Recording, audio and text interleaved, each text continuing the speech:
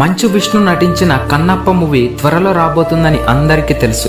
అయితే Kannappa real story ఏంటి, కన్నప్ప శివుడి కోసం చేసిన త్యాగాలు చాలా ఇంట్రెస్టింగ్ గా ఉంటాయి. ఈ ఒక్క షార్ట్ వీడియోలో పూర్తిగా స్టోరీని తెలుసుకుందాం. కన్నప్ప అసలు పేరు కన్నప్ప కాదు, అసలు పేరు తిన్మయుడు. ఇతడు అటవీ ప్రాంతంలో జంతువులను వేటాడుతూ జీవించేవాడు.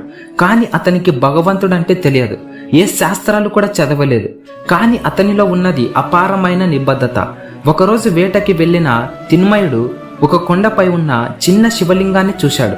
అది అతడికి చూపు తిప్పలేనంత, వేరు చేసుకోలేనంత శాంతంగా కనిపించింది.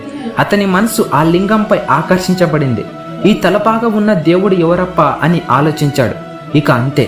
తిన్మయుడు వేటగాడు కావడంతో ప్రతిరోజు అక్కడికి వచ్చి పులి మాంసం, ఇతర జంతువుల మాంసాలు, అడవిలో దొరికిన పండ్లు, తాగడానికి నీళ్లు వంటివి శివుడికి ప్రసాదంగా పెట్టేవాడు. అతడికి పూజ విధానాలేమి తెలియకపోయినా అతని భక్తి శివుడికి నచ్చింది. అక్కడ ఆ శివలింగానికి అసలైన పూజారి ఉండేవాడు. అతను ఇదంతా చూసి ఆశ్చర్యపోయాడు. ఈ వేటగాడేంటి అసభ్యకరంగా పూజలు చేస్తున్నాడు అని.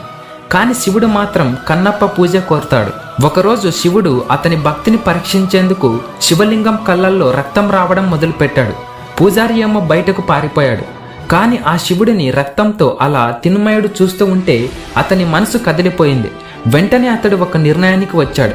నాకు ఎలాగో 2 కళ్ళున్నాయి, ఒకటి తీసేసి శివుడి కంటిపైన పెడితే ఆయనకు ఉపశమనం కలుగుతుందేమో అనే ఉద్దేశంతో అతను నిజంగానే తన కన్ను గుడ్డును తీసి శివుడి కన్నుపై పెట్టాడు.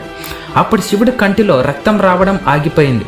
కానీ ఇంకొక కన్నులో మళ్ళీ రక్తం రావడం మొదలైంది. అప్పటికి ఆయనకు ఒక కన్ను మాత్రమే మిగిలింది. అయినా అతడు లెక్క చేయకుండా 2వ కన్నును కూడా తీయడానికి సిద్ధమయ్యాడు. అప్పుడే శివుడు ప్రత్యక్షమయ్యాడు. శివుడు అతడిని భక్తిని మెచ్చి తిన్మయుడిని కన్నప్ప అని పేరుని మార్చి శివలోకానికి తీసుకెళ్తాడు. ఓవరాల్గా ఈ వీడియో నచ్చితే లైక్ చేయండి. కన్నప్ప గురించి ఇంకొక వీడియో కావాలంటే పార్ట్ 2 అని కింద కామెంట్ చేయండి.